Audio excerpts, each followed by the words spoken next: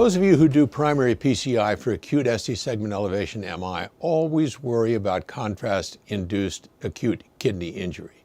But honestly, in the rush to minimize door-to-balloon times and get the patient to the cath lab, contrast-induced kidney injury frequently becomes a secondary issue.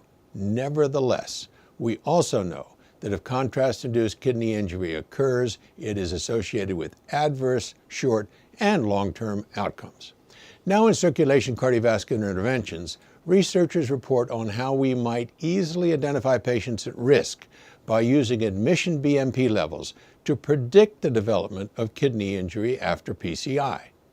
They studied about 1,000 patients from the Horizons AMI trial who had BNP levels measured in the emergency room prior to primary PCI. Contrast-induced kidney injury occurred in 13%. Here's what the researchers found.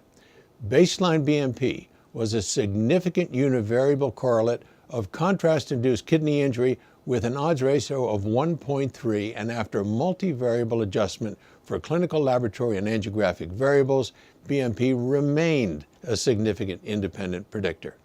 In all fairness, an odds ratio of only 1.3 is not huge, but the measurement of BNP in the ER is so easy to do.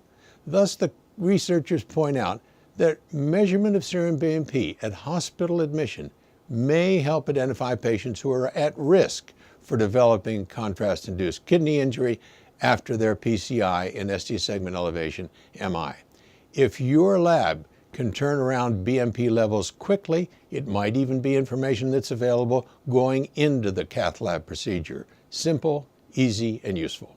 I'm Peter Block, and this is a CardioSource Heart Minute.